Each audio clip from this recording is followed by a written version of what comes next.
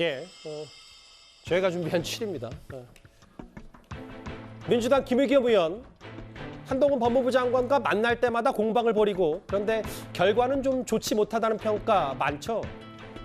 최근 김의겸 의원이 한동훈 장관과의 질의 가운데서 손을 떠는 모습이 잠깐 포착돼서 소소하게 화제가 됐었는데 본인이 이례적으로 이거에 대해서 직접 입을 열었습니다.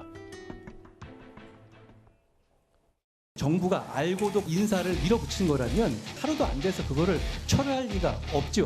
알고 있었는데 그냥 모르고 구렁이 담 넘어갈 수 있을 거라 생각하다가 들키니까. 아니, 위원님 말씀도 이걸 제가 알았다면 그냥 넘어가지 않았을 겁니다. 알겠습니다. 그런데 자,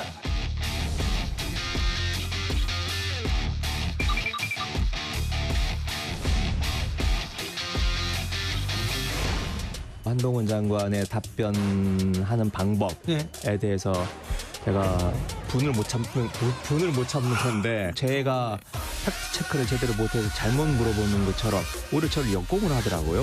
속에서 열불이 부르르 떨었군요. 그러니까 부르르 떤 거죠. 네. 요즘은 하도 만성이 돼서 그냥 그러려니 합니다.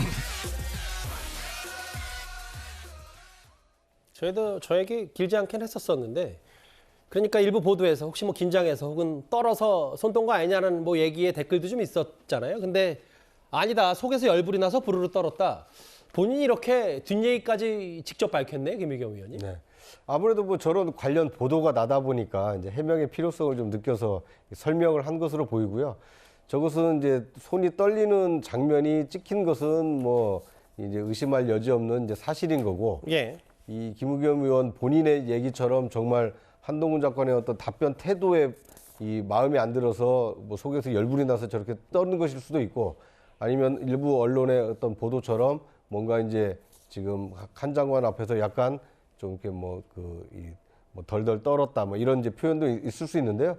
우선은 당사자의 얘기를 좀 해명을 받아주는 것이 맞지 않나 하는 생각이 듭니다. 속에서 열불이 났다. 네. 그래서 부르르 떨었다. 왜냐하면 저 답변 장면이 지금 김의겸 의원이 뭔가 공세에 물려 있는 상황은 아니었거든요. 맞아요. 예. 오히려 한동훈 장관에게 인사 검증을 잘못한 거 아니냐. 추궁을 하고 있었는데 자신의 추궁에 대해서 오히려 한동훈 장관이 더 떳떳하게 답변을 하다 보니까 정말 자신의 어떤 공격적인 질문을 저렇게 잘 피해 나가고 있구나. 그래서 속으로는 정말 열불이 날 수 있는 상황이었기 때문에 이 김의겸 의원의 저 해명도 사실 일명 타당한 측면도 있어 보입니다. 정순신 변호사 관련 질문이었기 때문에 그랬을 것이다. 구정처장은 그렇게 보셨는데 박성민 비서관님. 근데 이제 전반적인 그러니까 내용 하나하나를 따지자는 건 아니니까 김의겸 의원이 어제 인터뷰 내용들을 좀 보면 여기에도 제가 팩트 체크를 못해서 잘못 물어보는 것처럼 한 장관이 역공을 피웠다. 뭔가 본인도 여러 비장의 카드도 있고 공격 무기들도 꽤 많은데 조금 이제 기울어지게끔 보이게 만드는 것이 한 장관의 저런 말의 기술 때문이다. 김의겸 의원은 이런 거를 좀 내심 억울해하는 느낌도 좀 있거든요. 억울보다는 이제 한동훈 장관의 태도를 좀 지적하는 것 같습니다. 그러니까 지금 보면 팩트 체크를 잘못한 것처럼 한동훈 장관이 몰아간다라고 이야기를 하는데 아무래도 워낙 한동훈 장관과의 설전을 많이 벌이셨던 분이기도 하고 실제로 당시 질의 과정을 보면 어쨌든 학폭을 알고 있었던 거 아니냐. 정순신 변호사의 아들과 관련해서 학폭을 알 수밖에 없었던 상황이었는데 이른바 제 식구 감싸기를 한 거 아니냐라는 비판을 한 거거든요. 근데 저거는 팩트를 왜곡하고 뭔가 사실관계를 잘못 해석해서 잘못된 질문을 했다기보다는 국회의원으로서는 지금 밝혀진 사실관계를 가지고 충분히 비판적으로 질의를 할 수 있는 과정이란 말이에요. 근데 이제 거기에 대해서 한동훈 장관의 태도가 자신은 몰랐다라는 것을 이제 강력하게 주장을 하는 상황이다 보니까 이제 아무리 봐도 당시 이제 정순신 변호사가 현직 검사일 때 이름은 밝혀지지 않았지만 지상파 보도를 통해서 현직 검사의 아들과 관련된 학폭 문제가 터졌다라고 보도가 나기도 했었고 당시 같은 검찰에 근무하지 않았냐라는 점을 근거로 알 수 있었던 거 아니냐, 알고 있었는데 넘어간 거 아니냐라는 질의를 하는 김의겸 의원의 입장에서는 한동훈 장관의 태도가 그렇게 바람직하지는 않다고 생각했을 걸로 보입니다.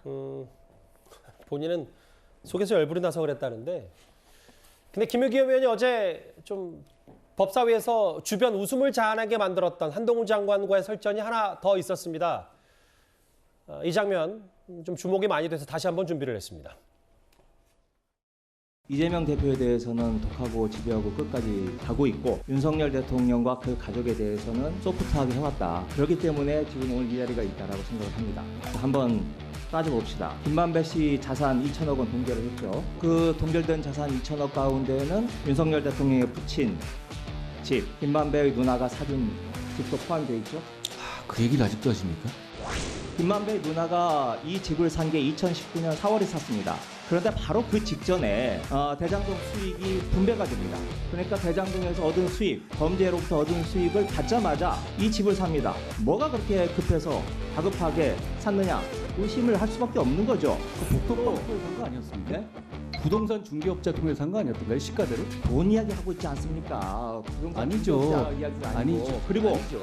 자, 그걸 부동산 그렇게 중개업자라고 말씀하시면 이거 오해하시죠, 얘기하시는데 사람들이. 428억 이 이야기가 나온 게요.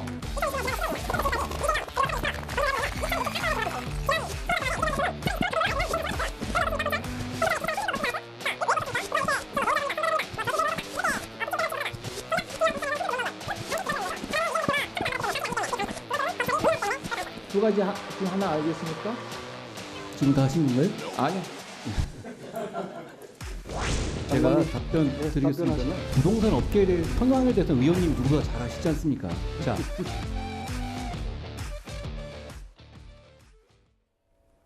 그러니까 이제 김의겸 위원의 질의의 취지는 뭐였냐면 아니 왜 대장동 의혹만 수사하냐 제대로 이재명 대표 관련 건은 이렇게 샅샅이 수사하면서 윤 대통령 가족 일가는 뭐 제대로 하지 않는 거 아니냐 얘기하면서 이렇게 답변 기회를 잘 안 줬다 뭐 이런 얘기도 있는 반면 또 바로 한 장관이 이렇게 과거 흑석동 투기 의혹을 꺼내니까 분위기가 좀 확 바뀌는 느낌도 있고요. 어떻게 좀 받아들이셨어요? 그러니까 이제 이 김의겸 의원이 본인이 아까 이제 떤 것도 본인이 열불이 나서 그랬다라고 이야기를 하는데요. 근데 이게 이제 국회의원과 지금 야당 의원과 이제 장관과의 관계를 보면 이게 뭐 서로 간에 존중을 해야겠죠. 근데 제가 한동훈 장관 입장이라 하면 아마 한동훈 장관은 타 죽었을 것 같아요. 왜냐하면 청담동 이 술자리 문제 있지 않습니까?